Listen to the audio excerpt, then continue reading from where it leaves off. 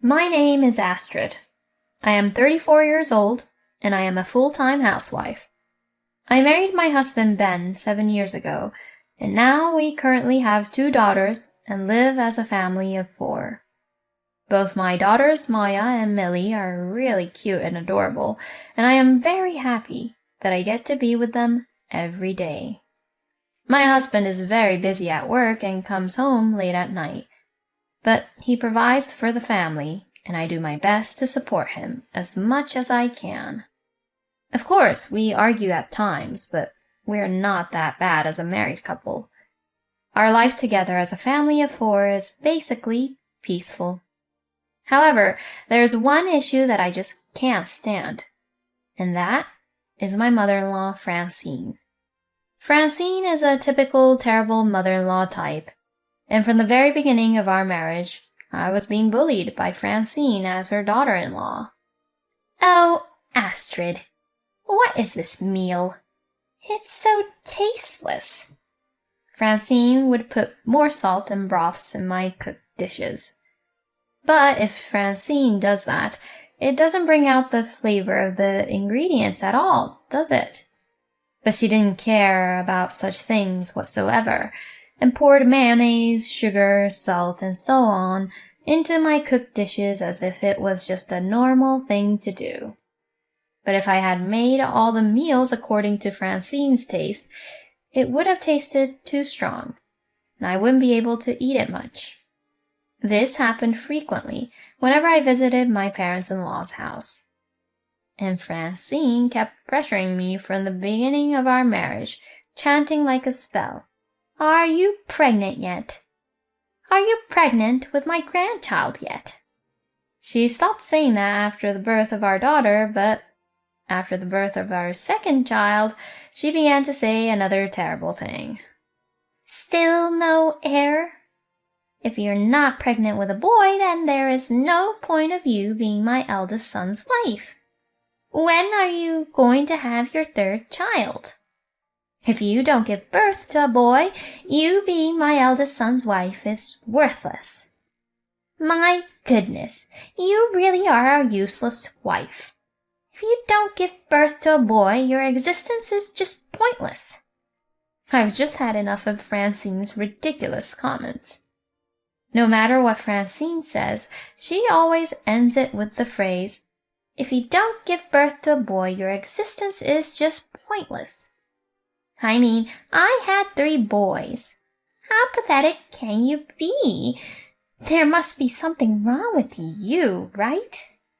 Why would Francine say such terrible things to me? I have 2 daughters, so there's nothing wrong with me at all. And in what kind of generation does Francine live in, saying that the baby had to be a boy? Children are precious regardless of whether they are boys or girls. These thoughts grew and grew inside me, and when I could no longer stand it anymore, I talked to my husband about it.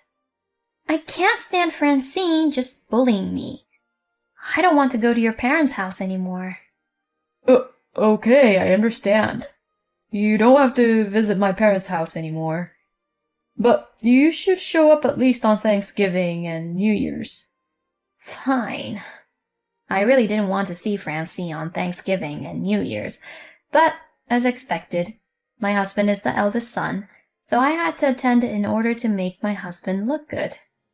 But with these conditions in place, I was able to avoid being involved with my in-laws as much as possible. But a little while later, my husband started coming home much later than usual. He usually comes home around 8 p.m. because he is busy with work, but lately it has been around 10 p.m. My husband says that he is working overtime and going out drinking more often for work, but I am not sure what is really going on. Because of him coming home very late, my daughters have hardly seen him for a long time. "Daddy's not coming home today either?" He says he's busy at work. It's very late, so let's just go to sleep now, okay? My daughters seem to miss their father very much. So that's why I said this to my husband one day. "Hey, Can't you make a day when you can come home early? Even if it's just for a little while? Our daughters miss you so much." But my husband responded in a very irritated manner. Huh? Who do you think I've been working this late for? I'm not playing around. You've been too easy on yourself lately, haven't you? Even telling me about your issues with Mom. Excuse me? You just demand too much from me. If you're the housewife, you should take care of the kids and the house by yourself. To be honest, I was surprised at how my husband got angry at me. I only asked him to spend time with our daughters in the first place. So why did he have to say that to me? Little by little, a rift began to form between my husband and I. Then I had a chance to use Francine during Thanksgiving, and she was still picking on me. And Francine was not only bullying me, but also at her second son's wife and her third son's wife. "You all better get in the kitchen and start getting ready." "Oh, you're so adorable, my little Timmy." By the way, Francine's second son has a son named Timmy. Francine's third son just got married, so she hasn't mentioned anything about a child yet. Francine treats my daughters and her second son's son really differently. That I can even tell is discrimination. To my daughters, she would say, "Go play over there." And to Timmy, she says, "Aw, Timmy, come over here. You are very important, Timmy, since you'll be our heir." Francine's second son's wife, Lorna, and third son's wife, Callie, and I were a team just because Francine harassed all of us. She really changes her attitude so blatantly. "I didn't even want her to decide that Timmy would be the heir without my permission." Yeah, that's really terrible, isn't it? The reason we are united includes the fact that our own husbands were not at all paying attention to us.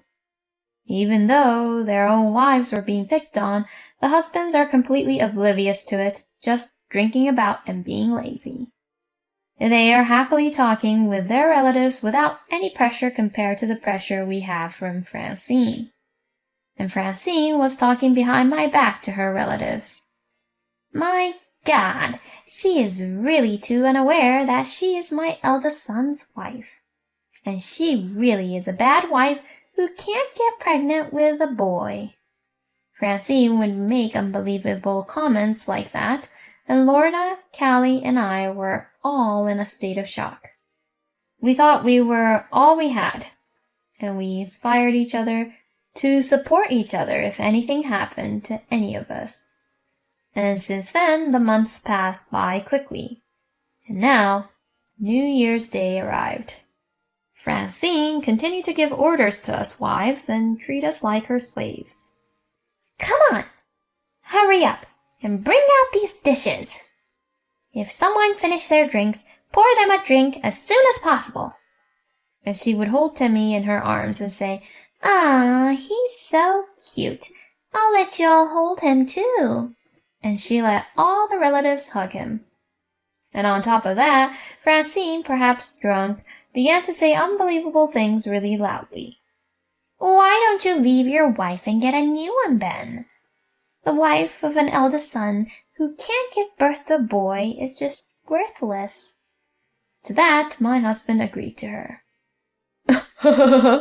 "You're right, Mom. Maybe I don't need a wife like her." When Ben and Francine both began to laugh, all the other relatives laughed in tune with them. We, the wives, were shocked, and we all thought, what a terrible family. Then Francine got carried away and said, "You should sign this already." And I don't know when she prepared it, but she took out the divorce papers and held them out in front of me.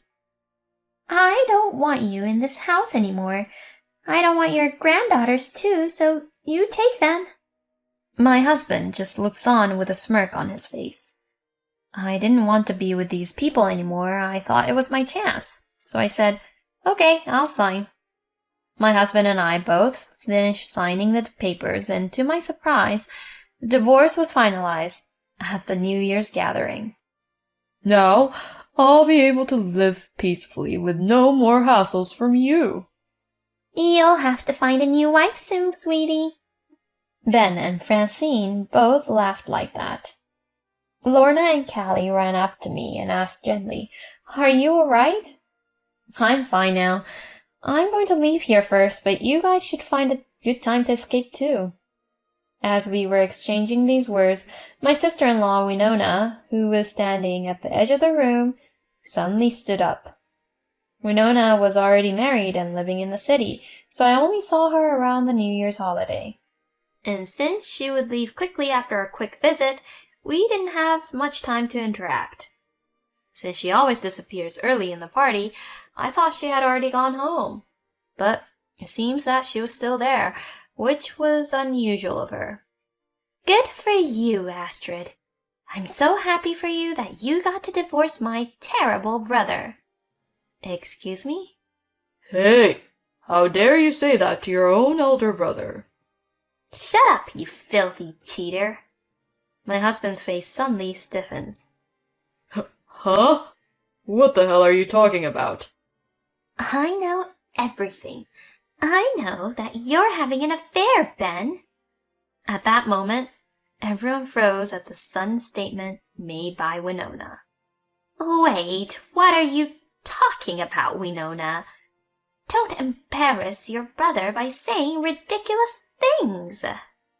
Well, this is the proof.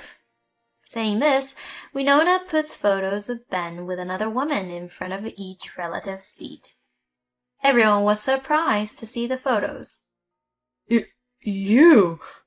How did you even... You're having an affair with a classmate of mine from high school, you know. What?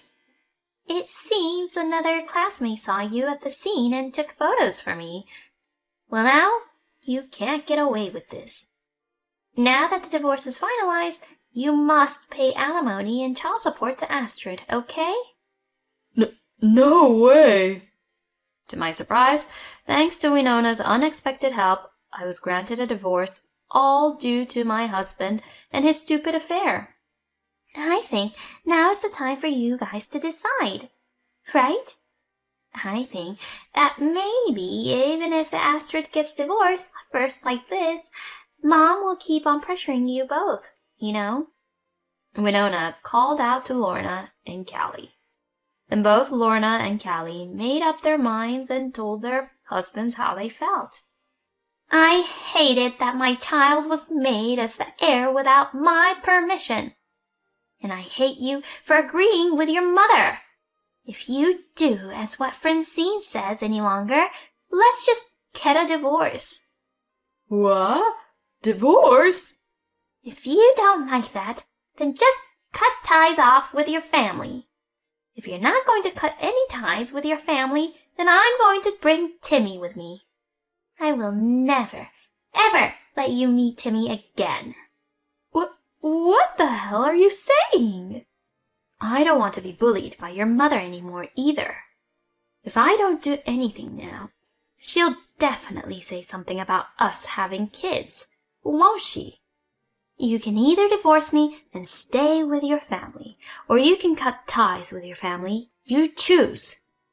What?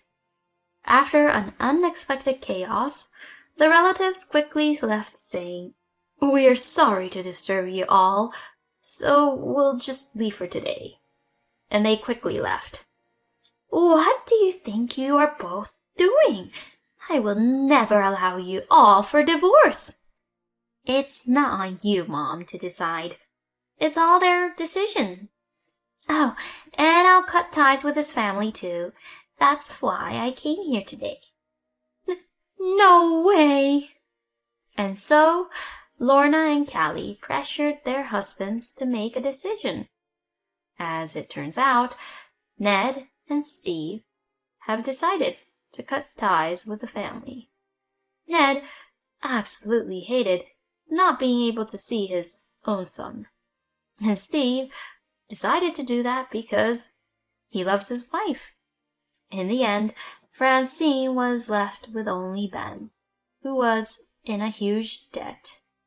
I received a large amount of alimony from my ex-husband and his lover, and my ex-husband is also paying me child support. And my ex-husband's lover hid the fact that she was married and refused my ex-husband's marriage proposal, saying that she could not marry Ben. So it seems like my ex-husband just became a divorced man who is hugely in debt. It seems that this has spread even in his workplace.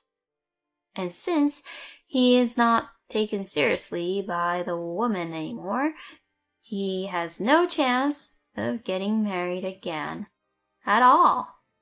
And as for my ex-mother-in-law, word has spread around the neighborhood that she has been abandoned by her sons and is being laughed at.